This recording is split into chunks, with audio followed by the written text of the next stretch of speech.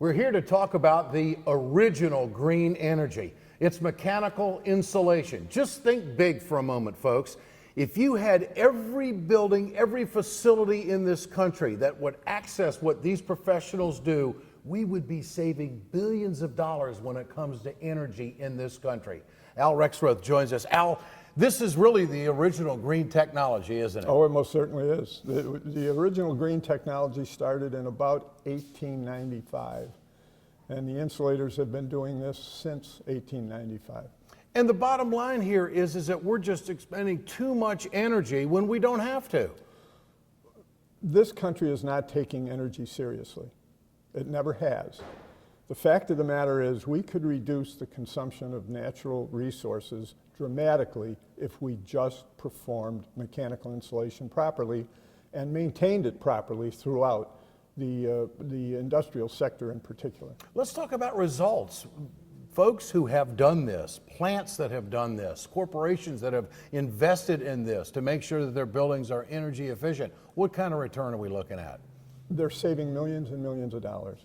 The average return on mechanical insulation on a steam system is 8 to 10 months, the average return.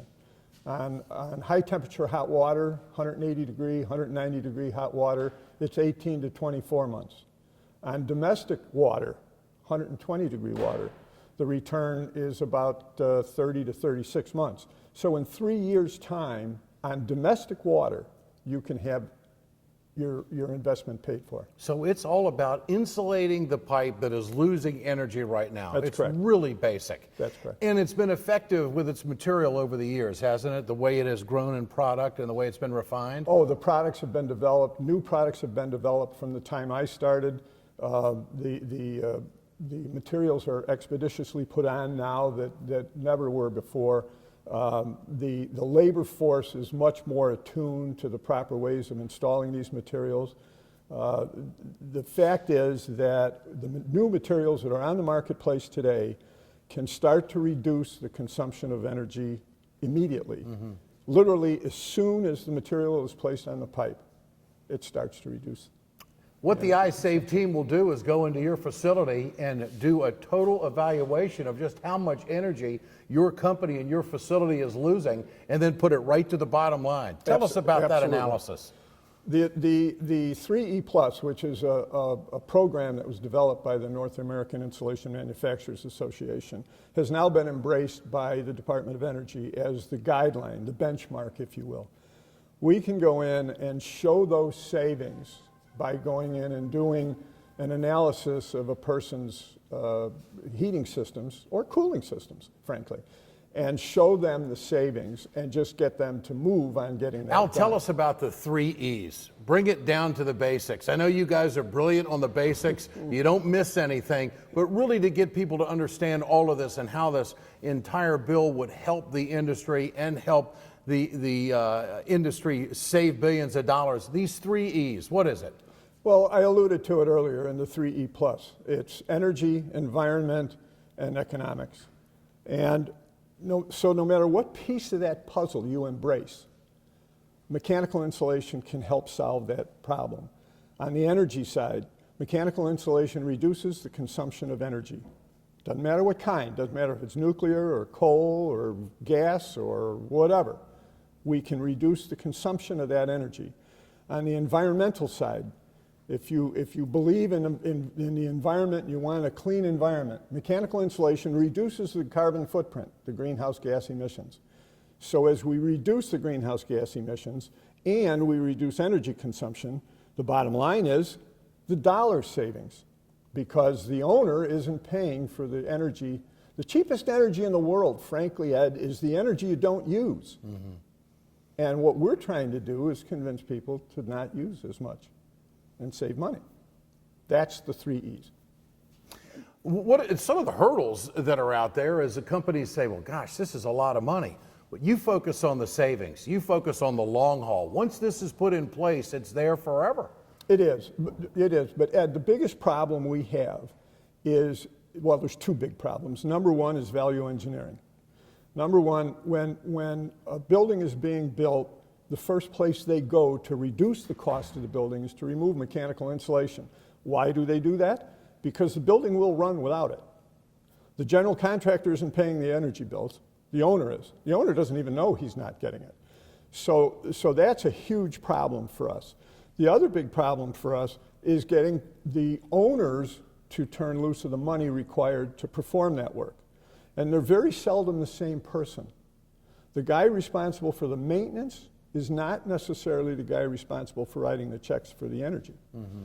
So the guy writing the check for the energy says, well, I'm just writing this check. The guy in maintenance doesn't want to spend his money doing something like mechanical insulation. He's more interested in bells and whistles, and he's more interested in thermostats and special pumps and all that kind of stuff. Mm-hmm. So we kind of get left, and have been for generations. Frankly. So it's an educational process. Absolutely. And that's really what it comes down to. Absolutely. It's kind of you can't see the forest because of the trees. It's exactly, you can't see the forest because of the trees. Well, it all comes down to money and incentives as well. And there is an effort in Congress right now, a bipartisan sponsored bill in the House, 4165, that deals with mechanical insulation. Tell us about it. That bill it's a 30% tax credit for performing mechanical insulation up to the standard, the minimum standard of ASHRAE 90.1. And the new construction isn't really that big of a problem until they value engineer. What we want to do is get maintenance. We want to get that maintenance sector. The Department of Energy maintains that between 10 and 30% of all the material that should be in place is missing or damaged to the point where it's not functioning properly. 10 to 30%. Mm-hmm.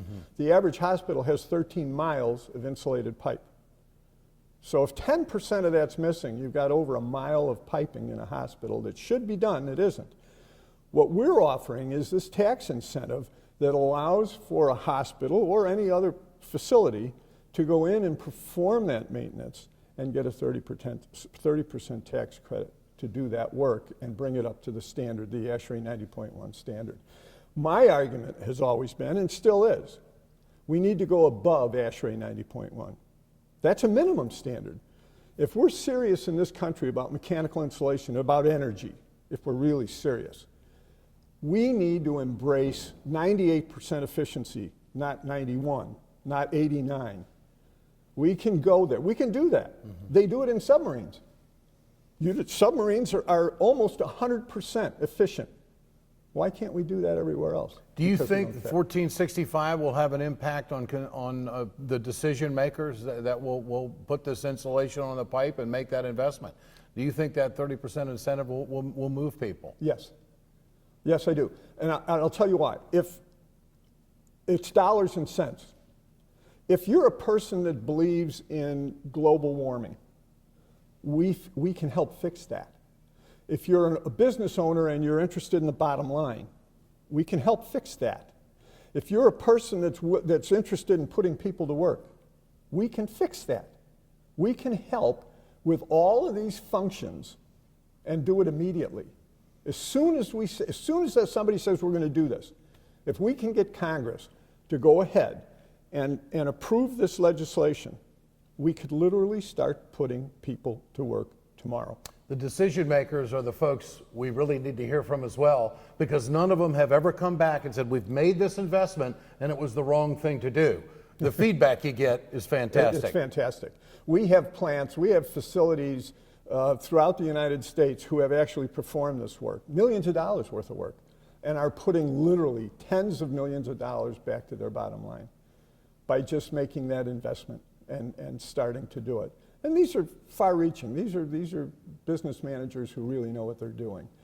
And what we need to do is try and get some of those other folks to embrace what we're trying to get accomplished. And if we can do that, there's absolutely no question that. And if you're on the verge of making that decision, just know who's doing the work. These are trained professionals who know exactly how to evaluate and how to deliver the product.